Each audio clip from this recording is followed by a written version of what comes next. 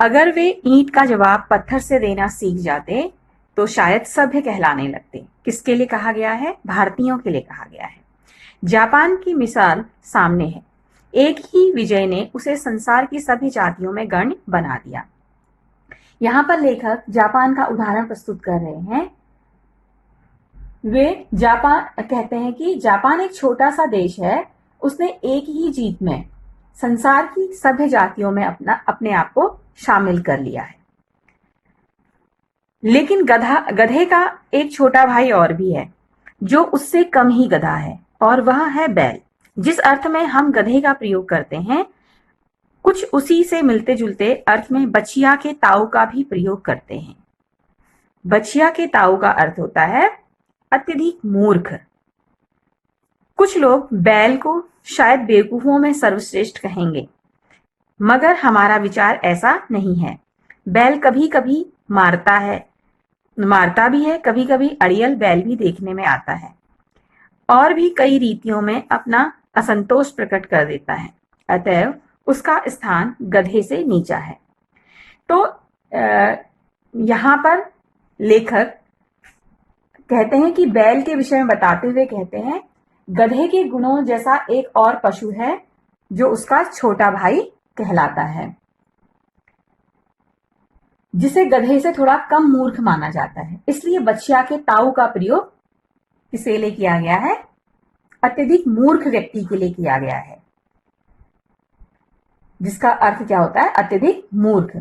लेखक यहां पर बैल को बेवकूफ नहीं मानते, क्योंकि कभी कभी मारता है, वो कभी कभी मारता है, अपने गुस्से को भी वह प्रकट करता है। इसलिए लेखक ने बैल का स्थान दूसरे नंबर पर रखा है।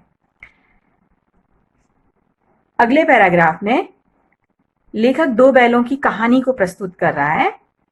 झूरी काची के दोनों बैलों के नाम थे हीरा और मोती। यानी झूरी काची एक क्या था? किसान था। उसके दो बैल थे जिनका नाम क्या था? हीरा और मोती। दोनों परछाई जाति के थे, देखने में सुंदर, काम में चौकस, डील में ऊंचे। बहुत दिनों साथ रहते रहते दोनों में भाईचारा हो गया था। दोनों आमने सामने या आसपास बैठे हुए एक दूसरे से मूक भाषा में विचार विनिमय करते थे। मूक भाषा का अर्थ होता है बिना शब्दों के बोलना, बिना आवाज किए आपस में बात करना, एक दूसरे के हाव भावों से, आंखों से एक दूसरे की बातों को पहचान जाना, समझ जाना, एक दूसरे के मन की बातों को जान लेना। एक दूसरे के मन की बात कैसे समझ जाता था हम नहीं कह सकते। अवश्य ही उनमें कोई ऐसी गुप्त शक्ति थी जिससे जीवों में श्रेष्ठता का दावा करने वाला मनुष्य वंचित है। यानी कि लेखक कहते हैं कि जो मनुष्य अपने आप को जीवों में सबसे अधिक सर्वश्रेष्ठ मानता है, उसके पास भी ऐसी मूक भाषा में विचार विनिमय करने की शक्ति नहीं है। दोनों एक दूसरे को चाट कर और सूंघ कर अपना प्रेम प्रकट करते। कभी कभी दोनों सींग भी मिला लिया करते थे, विग्रह के नाते से नहीं, केवल विनोद के भाव से, आत्मीयता के भाव से।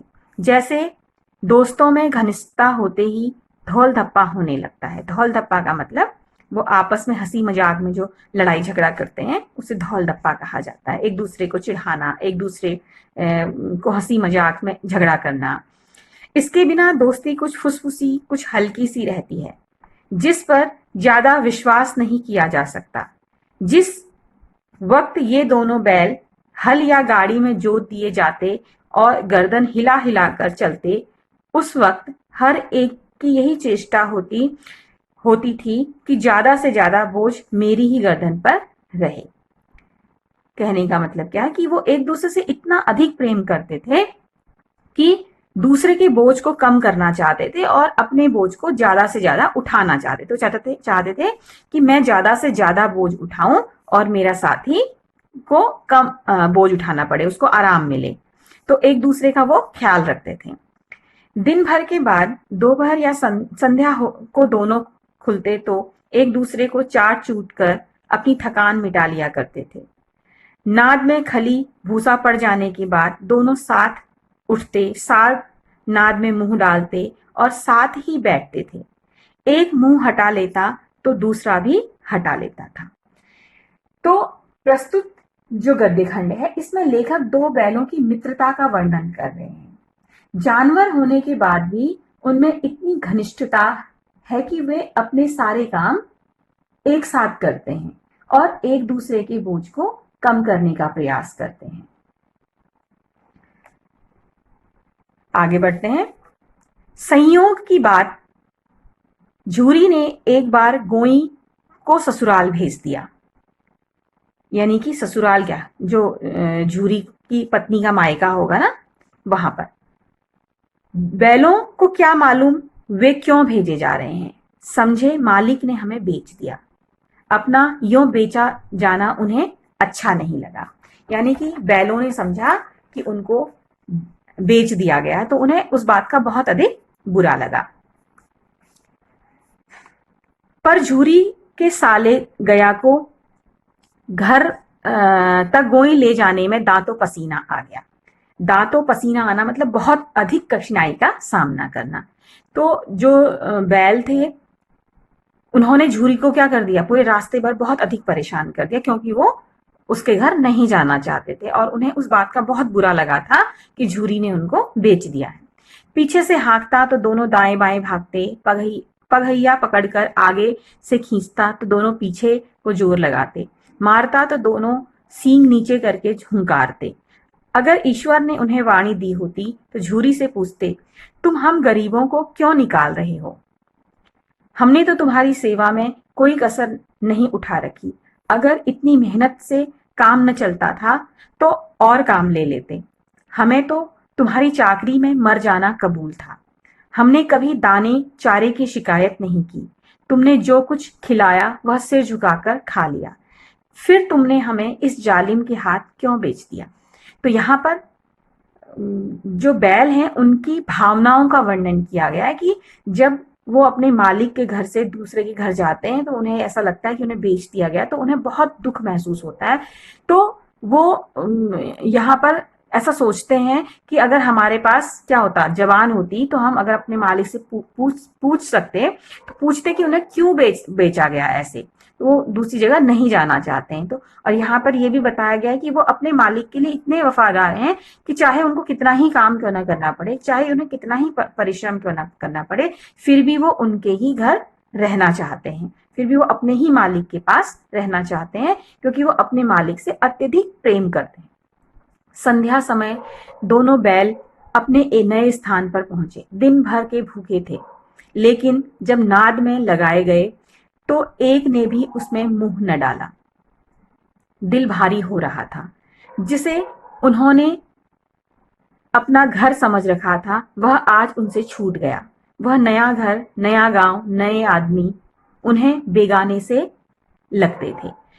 यानी कि संध्या के समय यहाँ पर एक है दिल भारी हो जाना। दिल भारी होना मतलब बहुत अधिक दुखी हो जाना। तो वो जब नई जगह पर पहुंचे तो क्या थे, बहुत अधिक दुखी थे। दिन भर के भूखे होने के कारण भी उन्होंने शाम को कुछ नहीं खाया। बेगाने से यानी पराया होना, पराया लगना। तो वो दिन भर से क्या लग रहे थे, क्या हो रहे थे, भूखे हो रहे थे, लेकिन फिर भी उन्होंने शाम को खाना नहीं खाया। दोनों ने अपनी मूक भाषा में सलाह की, एक दूसरे को कनकियों में से देखा और लेट गए। जब गांव में सोता पड़ गया तो दोनों ने जोर मारकर पगहे तुड़ा डाले और घर की तरफ चले। पगहे बहुत मजबूत थे। अनुमान न हो सकता था कि कोई बैल उन्हें तोड़ सकेगा, पर इन दोनों में इस समय दूनी शक्ति आ गई थी। एकाएक झटके में रस्सियां टूट गईं। तो यहाँ पर क्या है, दोनों की जो उनका जो दुख था उसके कारण उन्होंने रात को खाना नहीं खाया और चुपचाप से सो गए और मूक भाषा में ही यानी बिना कुछ बोले आपस में बात की। कनखियों मतलब आंखों ही आंखों में एक दूसरे को देखा और एक दूसरे से बात करी।